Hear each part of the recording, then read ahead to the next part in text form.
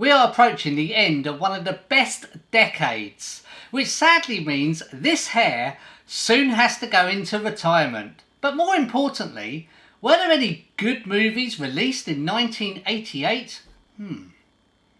I can think of a few.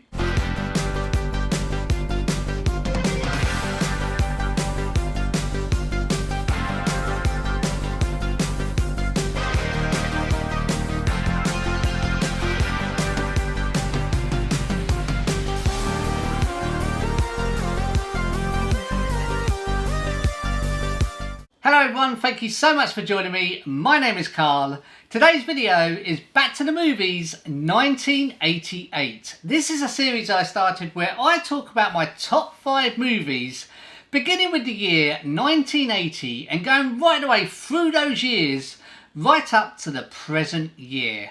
Also, what was making the headlines for that particular year as well, and just for a little bit of fun, what was the #1 toy for that particular year as well. If you popped over to my channel for the very first time, a massive welcome to you.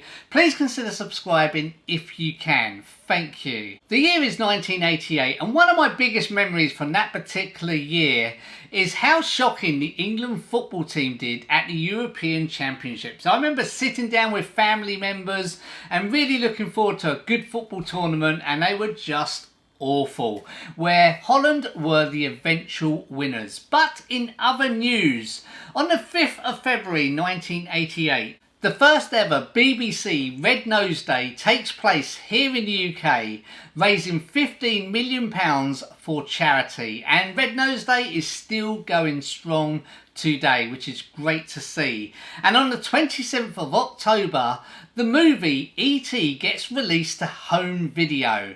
Well, things were very different back in the 80s. For a movie to be released to home video, it took years. And it pre-sold 14 million copies. Wow. And in other news, sadly, on the 21st of December 1988, right before Christmas, one of the most shocking events ever took place, where Pan Am Flight 103 got blown out of the sky by a bomb over the small town of Lockerbie in Scotland, killing all 270 people on board. So what was the #1 toy for the year 1988? Well, Barbie and Cindy dolls were doing very well for the girls, as were Micro Machines, but the #1 toy for the year 1988 was the Nintendo NES. 1988 wasn't a particular good year for movies. In fact, the biggest grossing movie for the year 1988, just in case you're wondering, was... I do have a couple of honourable mentions. These are movies that didn't quite make my top 5 list, but they are good movies. The first one is Hairspray, and the second honourable mention is a movie that I only saw in the last few years, and it is called Elvira, Mistress of the Dark. Again, there were some good movies that I did not mention. We could have had Beetlejuice, Red Heat. Okay, let's move on to my top 5 best movies for the year 1988. Please do get involved in the comments as well. I would love to know for this video, what are your own personal top 3 movies for the year 1988? Please do remember, this isn't the right order, it's just a little bit of fun, just my personal opinion. Okay, let's begin at number 5.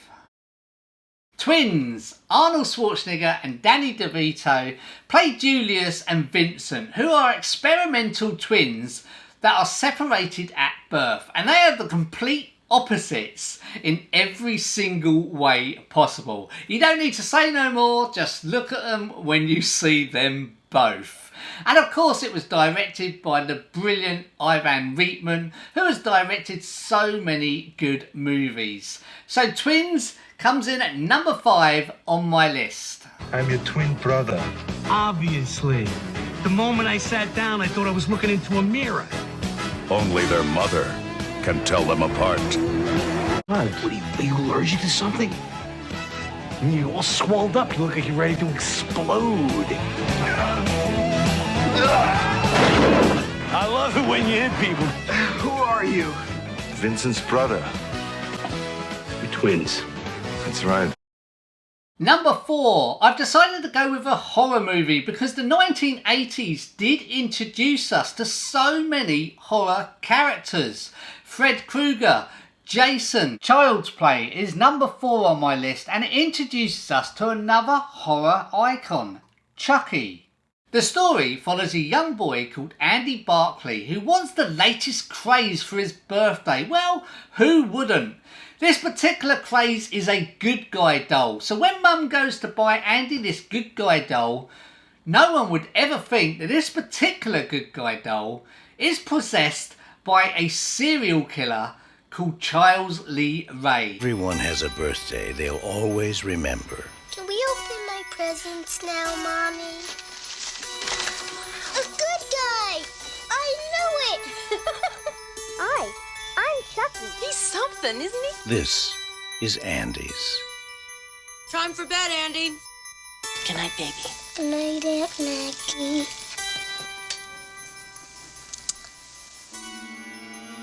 Good night, Chucky.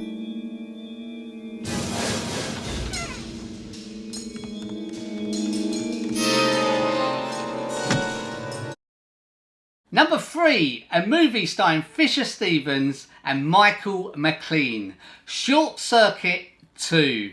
Short Circuit 1, the first movie, came in exactly the same place on my list back in 1986.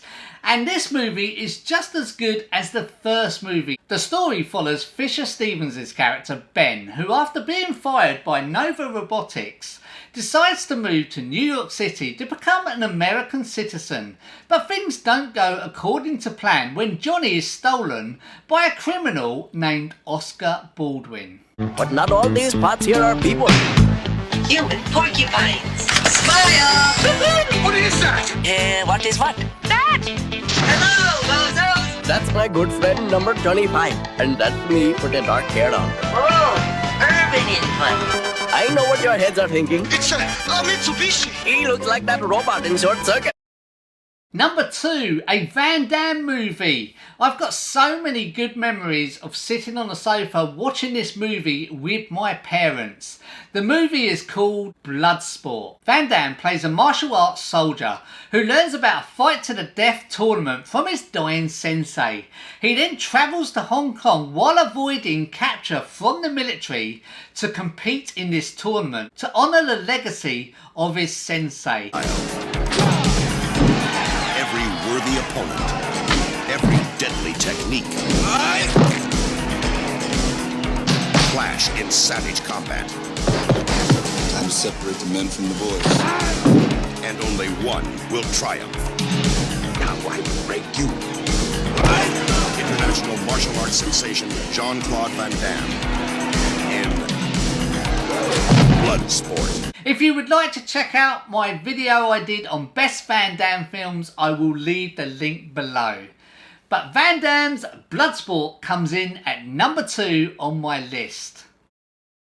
So which movie made it to my number 1 spot for the year 1988? Well, in fact, this movie came out in the UK in February 1989, but it does have a 1988 release, and I've decided to go with one of my favourite movies of all time. I really do not know how this isn't the biggest grossing movie for this particular year. It's the first time we see John McClane. You probably guessed it. It catapulted Bruce Willis to Hollywood stardom. It is, of course, the movie Die Hard. It's the first time Bruce Willis plays John McClane, and as each movie goes on in the franchise, we learn that McClane is always in the wrong place at the right time. Lucky for some.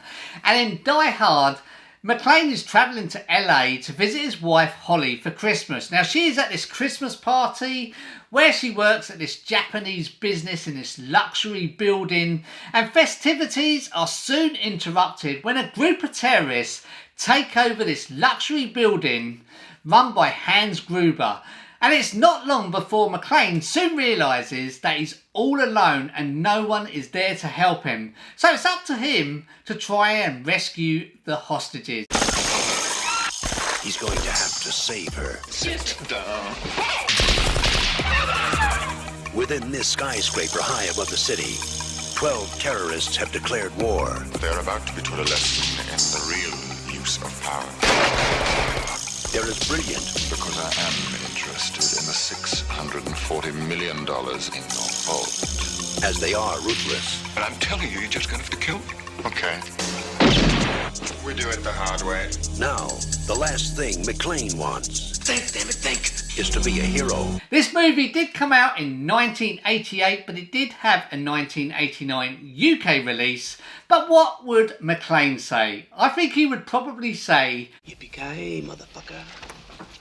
thank you so much for taking the time to watch Back to the Movies 1988. Please do get involved in the comments. I would love to know for this video, what are your own top 3 movies for the year 1988? If you like this video, please do give it a like. Also, don't forget to share and subscribe if you can. Thank you guys. Take care. Bye bye.